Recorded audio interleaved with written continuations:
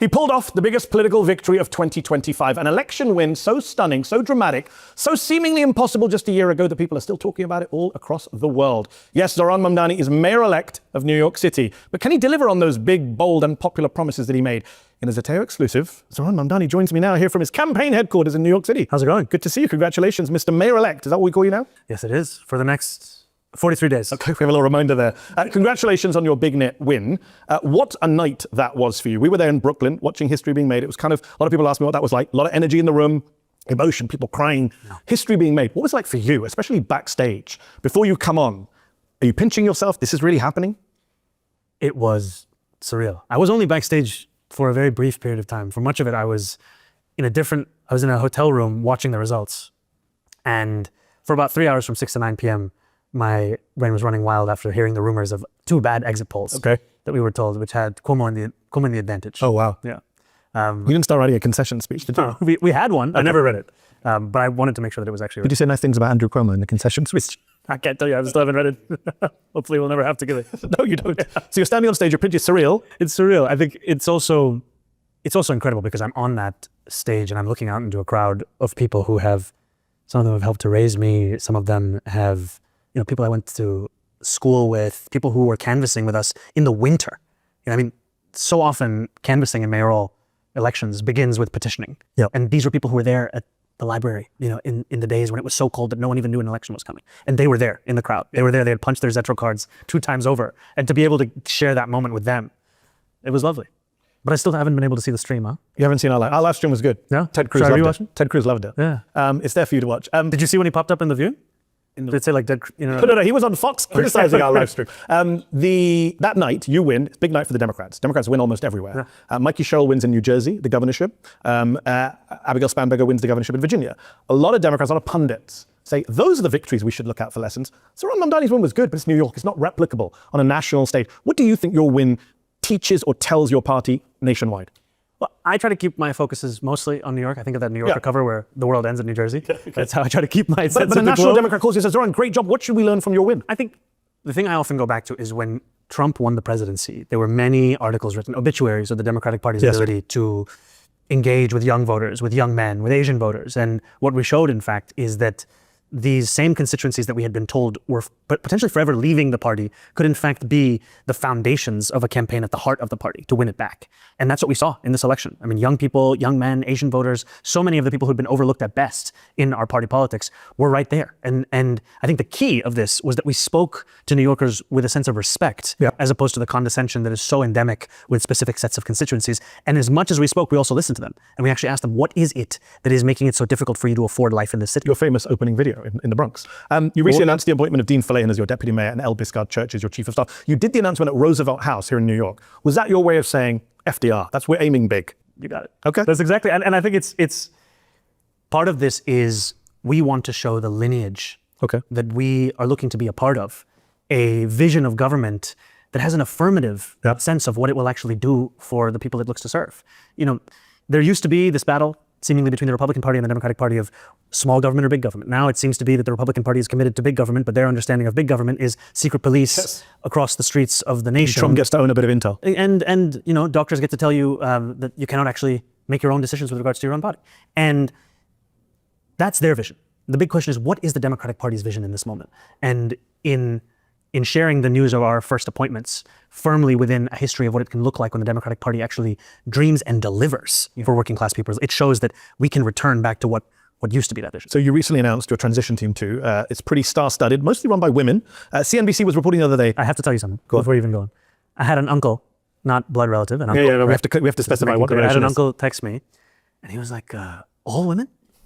It's like, we should diversify this. Yeah, what about the men? What about the uncles? Like, brother, don't worry. You had your time. Everyone will be there. Everyone will You're be going to be fine. I think the uncles will be fine. CNBC reported that some business leaders in this great city are, quote, looking for therapy and therapists because of one particular woman on your team, transition co-chair, former Federal Trade Commission chair, Lena Khan, who they fear, they hate in many cases. What is the symbolism of her appointment? What message are you sending to business leaders?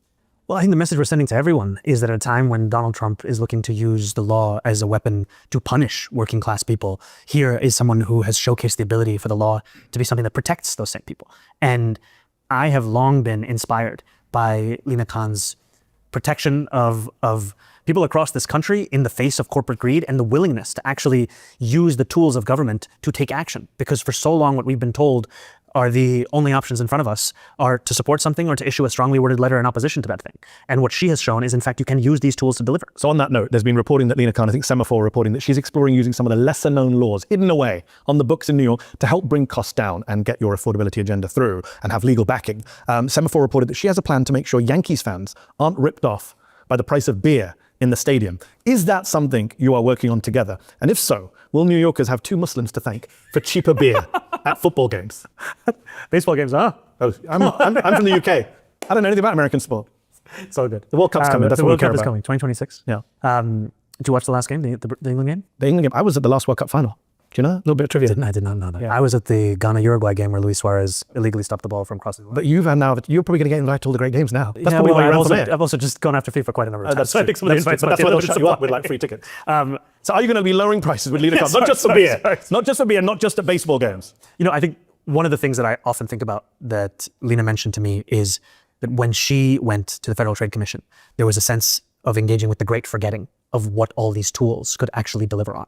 And one of the things I'm so excited by is to look at city government with a fresh pair of eyes of what powers do we have to deliver for New Yorkers. And that's one of the things that'll be so helpful in having Lina be one of the co-chairs of this transition, is to look at all of these tools, because Republicans, they have a sense of imagination that is ever expanding. Yes. It can extend to purchasing Greenland. Yes. And Democrats, it feels as if we are often in an exercise of an ever lowering ceiling of possibility. Yes. And it's time to finally bring that imagination back. I hope so. I mentioned you and Lina are Muslims. A report from Equality Labs. Breaking news. Yes, breaking news. A report from Equality Labs analyzed 17.1 million online posts related to you and your campaign. They found that 80% of all posts across all platforms were Islamophobic. 7% of them labeled you a terrorist. 7% cautioned voters that if elected, you would impose Sharia law in America. We heard a lot about anti-Semitism during the campaign, which you repeatedly condemned. We heard a lot about that from mainstream media, even from Democratic Party leaders, but not about Islamophobia, which has been totally mainstreamed in our politics and online. It has, and I think it's very easy to try and describe Islamophobia as if it belongs exclusively within one party, when the reality is that it is a part of politics at large in this city. And this report was honestly, it's one thing to go through something. It's another thing when you read a comprehensive study of that experience and to see just the immense scale of this kind of rhetoric and the distance it can travel. It also is an insight into what passes for political leadership in this moment across the city and across this country. And I mean, you face a lot of this as well. Unfortunately. You know, and I'll be honest with you, I try and just move through it. Yeah. I try and just remember the words of Toni Morrison about the function of racism is distraction.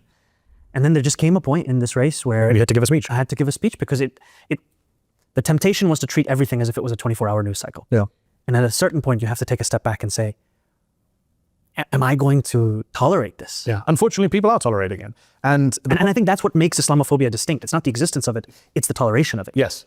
Meanwhile, Jonathan Greenblatt, the CEO and National Director of the Anti-Defamation League, the ADL, he announced the Mamdani Monitor to track the actions of your administration that, quote, impact Jewish safety and security. What do you make of that, of him, of the ADL? I don't remember him starting a Trump monitor after the president was re-elected, after Trump hosted a Holocaust denier at his home, called neo-Nazis very fine people, things that you have not done. Do you think Jonathan Greenblatt is engaging in Islamophobia by picking on a Muslim politician and making his record about anti-Semitism? You know, I can't tell you what he's engaging in. What I will tell you is that I have my doubts in his ability to put together a credible and comprehensive monitor of anything, given the fact that he went on national television and said that I had not visited a synagogue over the course of the campaign, only to have that have to be corrected then again on national television. And I think this is what we will see time and time again, which is over the course of this race, and now as we are preparing this administration, is an attempt to try and separate the issues from the people of this city themselves and make them into part of a political discourse. I am interested in serving every single person of this city.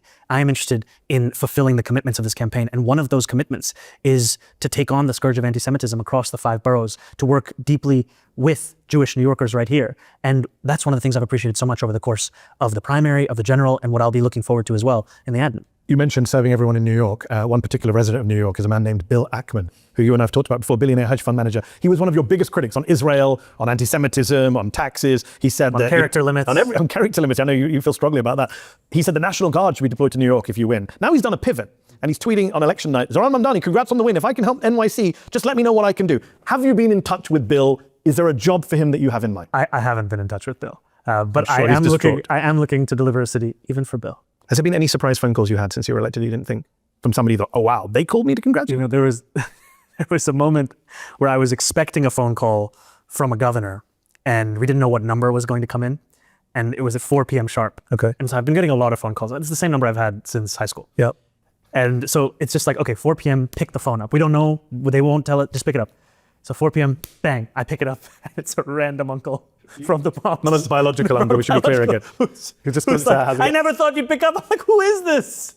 Are you the governor of a major American state? He's like, I'm here with my father. We love you. I'm like, that's great. I'm like, that's great, brother. But you've just screwed yourself by telling everyone that you have the same number from high school. So now everyone who went to high school with you knows that they can call you at any time. They call, they text. You and the president of the United States are really easy to get hold of on cell phones, apparently. You mentioned governors. I love the way you're pivoting, you're segueing into each of my questions. Governor Hochul of New York was pretty consistent during the campaign. She said she supported you for mayor, but she couldn't support you on a 2% tax rise on those making over $1 million a year, that she was against tax increases going into an election year 2026 for her. Bloomberg is now reporting that she may be considering corporate tax increases, something that you've also called for, to help fund one of your big priorities, hers as well, universal childcare. You met with her last week. Is she on board now with some form, if not the 2% tax out, then some kind of higher tax on the wealthy to fund universal childcare? So we spent that meeting, which was an incredibly productive one, on the agenda itself, the outcomes of that agenda. Now, as you said, one of them is universal childcare, because New Yorkers are spending $22,500 a year on childcare currently for one child.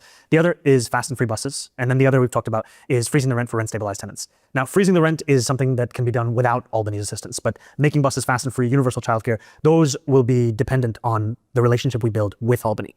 And what I'm so excited by is that the governor shares that same belief in universal childcare, affordability agenda. And I've said, look, that I think the two most straightforward ways to raise the money for these outcomes. But do you see any change in her? I know what your plan is. You were very clear about it. I see a continued commitment to delivering on the agenda. You say that, but a few weeks ago, Hochul also told reporters that she, quote, cannot set forth a plan right now that takes money out of a system that relies on the fares of buses and the subways. That sounds like she's shooting down your plan to make buses free, one of your core promises. So I don't take that in that manner. What I take that as is a recognition that we cannot demand of the MTA something that would deprive them of fare box revenue without providing them an alternate source of that revenue. There are some people who thought that when I say make buses free, it just means telling the MTA you're going to have to deal with a loss of $700–800 million in annual fare box revenue.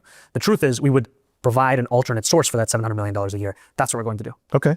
You didn't just meet with Hochul. Axios reported that you met with or spoke with multiple Democratic governors. And that random uncle. And the random uncle who was kind of a governor. J.B. Pritzker, Wes Moore, Josh Shapiro.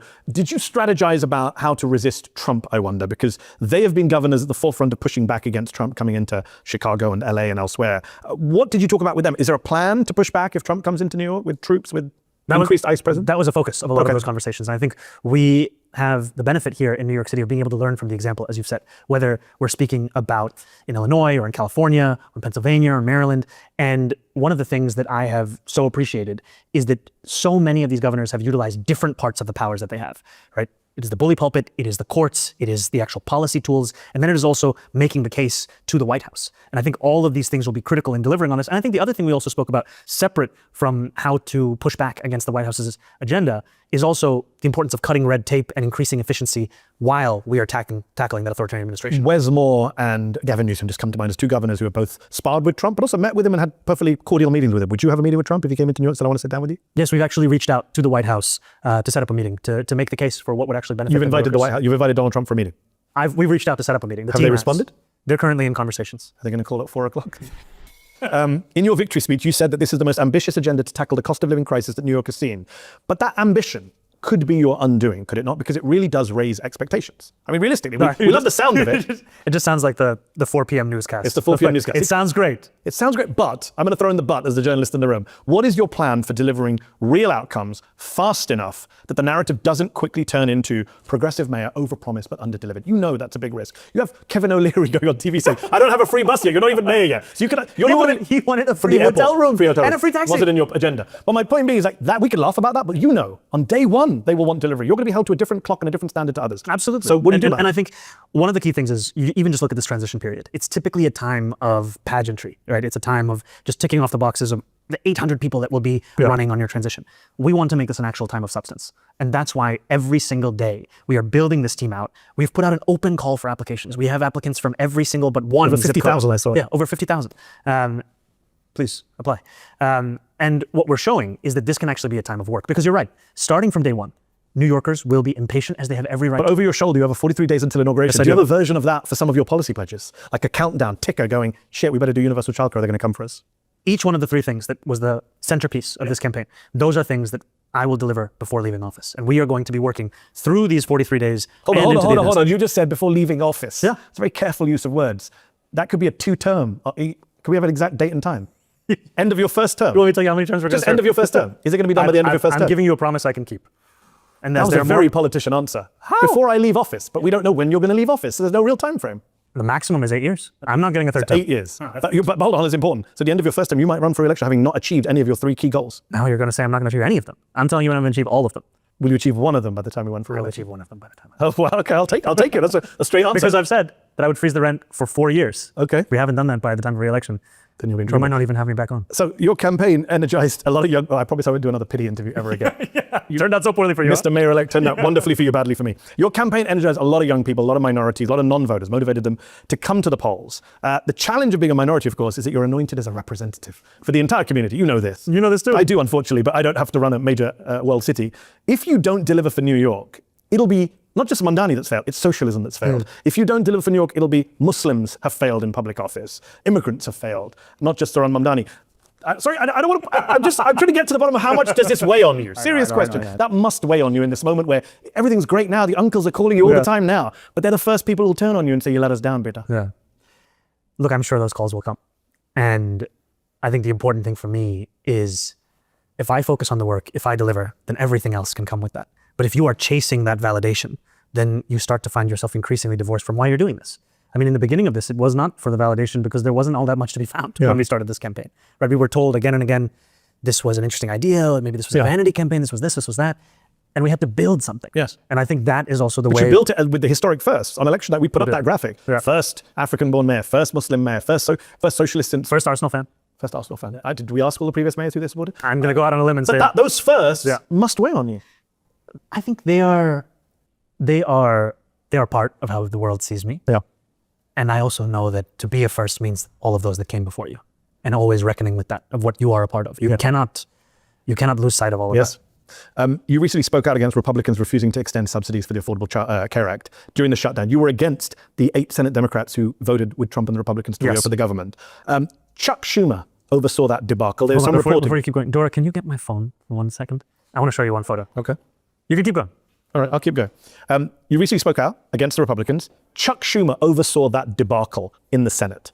A lot of people say he was involved in the negotiating magazines. A lot of people are upset with him. The polls show he's super unpopular. Is it time for Chuck Schumer to go? I think it's time for me to focus on this transition and to start delivering for New Yorkers from day one. I think I've been clear.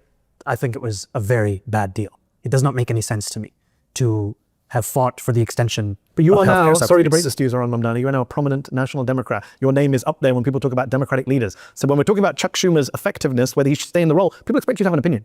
I can tell you the opinion of the deal. That is not a deal. How about the opinion of the Democratic Party and how it behaved? I think disappointing? I think you cannot separate the party at large from that deal.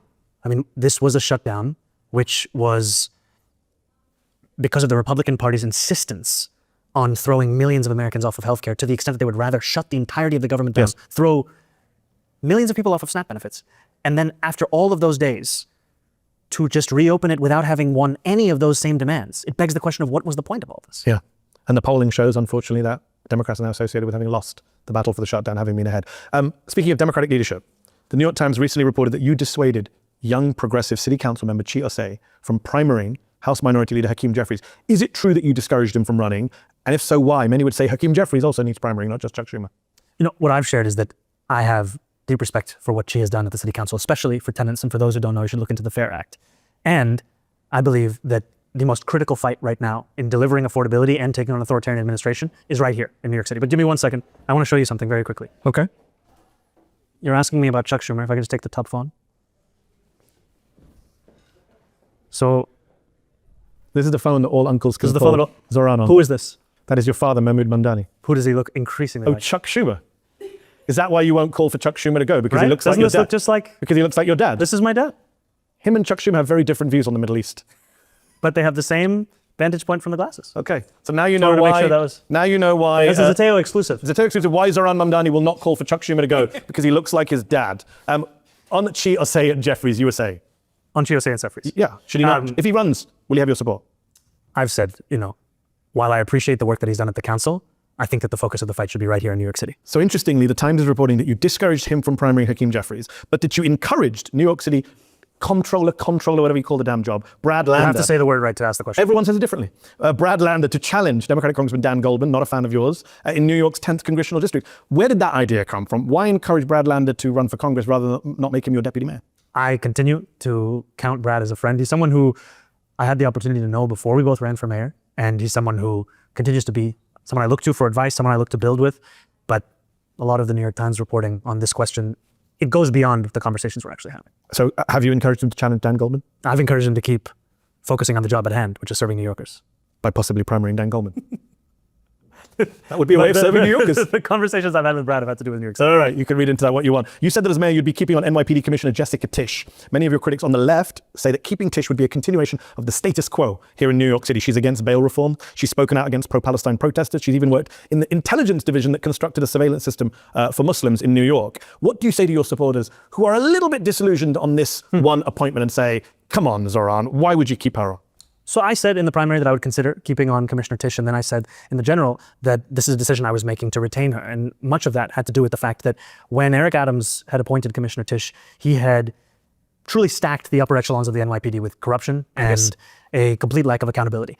And what she has been able to do in the time that she's been commissioner has been to start to root that corruption out, start to deliver accountability, and reduce crime across the 5 boroughs. And that this is an appointment that I would make in tandem with delivering on the agenda that we put forward over the course of the primary. That's an agenda that will create a Department of Community Safety. Yep. That is an agenda that will ensure that we are dismantling the strategic response group as the way the NYPD responds to protests. And it's an agenda that understands that safety and justice have to be delivered together. This is a decision that fulfills and then develops that agenda. Are you planning on expanding the size of the New York Police Department? No, I've said that the number of police officers that the department has is a sufficient number. The most important thing is that we only ask those officers to do the work of policing, as opposed to now, we're asking them to also take on the homelessness crisis, the mental health crisis, so many different examples of the failures of the social safety net. That's going to be the focus of the Department of Community Safety. Just on Commissioner Tisch, according to the New York Daily News, she received advance notice from the Trump administration about that horrific ICE raid along Canal Street last month, and that she apparently directed NYPD officers to stay away from ICE agents who were doing their jobs. Has that changed your view of her at all? And will that kind of thing be happening next year on your watch as well? What I will make clear as the leader of the city is that the days of a mayor going on national television and opening the door to civil immigration enforcement, as Mayor Adams did, those days are coming to an end. The NYPD is not going to assist ICE in their operations, and we are going to fulfill the laws of our city and our state, not violate them. So just to be clear, if a Canal Street happened again, the NYPD commissioner on your watch would not be directing NYPD officers to stay out of it and let ICE do whatever they want? The NYPD commissioner would not be directing the NYPD to assist ICE in those operations. And I've also made clear that we should hold anyone in this same city and same state to the same set of laws, no matter who they are or what agency they're performing for. What is going to be, we've talked about policy issues. You have your 3 famous policy issues. What are they? Freeze the rents, free buses, universal childcare. Give it to me. There you go, there you go. I mean, on a serious point, I said this in 2016. Donald Trump had a very simple agenda. So build a wall, ban Muslims. I still remember it now, 9 years. I don't remember what Hillary Clinton's plan. I'm sure she had a great childcare plan, but it was like 100 pages. You managed to do a very Trumpy thing, dare I say, in a positive way, and boil it down to memorable messages, just not bigoted ones. What is your priority on day one? Day one, you're sworn in. What is it? What's the first thing you do? What's your first priority with your team? It's going to be affordability every single day. And the first place that we start with that affordability is going to be in housing. And the question of how we not only deliver for those who are rent stabilized tenants, it's about 2.5 million of the tenants of a city of 8.5 million, but also how we implement it across the way we look at housing.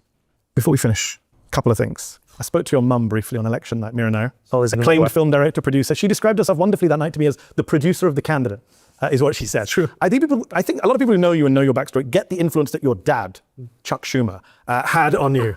Mahmoud Mamdani, academic, political commentator, Muslim author. They get what the influence he had. That makes sense. Like, okay, the father's very critical. They get it. What about your mother's influence? What influence has she had on you to produce the candidate, the mayor of New York? My mother would say, if we don't tell our own stories, no one else will. And that has been something that has stayed with me for quite some time, especially in the thinking about which parts of the city we think about and which parts we overlook. And so much of this campaign has been about looking to speak to the entirety of New York City, not just the world of New York City politics. And that means breaking out of that bubble. That means going to people who voted for candidates that you oppose. That means speaking to people who didn't vote at all. And she also would often tell me about the importance of having the skin of an elephant and being able to endure the kind of backlash that oftentimes comes with the vision that we have been sharing. And she's spoken about that from the vantage point of being an independent filmmaker, of having to deal with rejection after rejection, of having to deal with a whole set of incentives for the kinds of films that people want to make easily, and then the ones that also deserve to be made, and the tension between those things. And on the subject of films, please. Like many others, I couldn't help but notice on election night, you finished your victory speech and Doom Machale came out of the... Doom, Yeah, was that your choice? Who's going to choose that? I don't know. Checking. I don't know. Okay, Yes, that was that's you. my choice. That was from the hit. A lot of things I'll give credit to the team. This is me. So Please like, comment, share, and subscribe to my channel.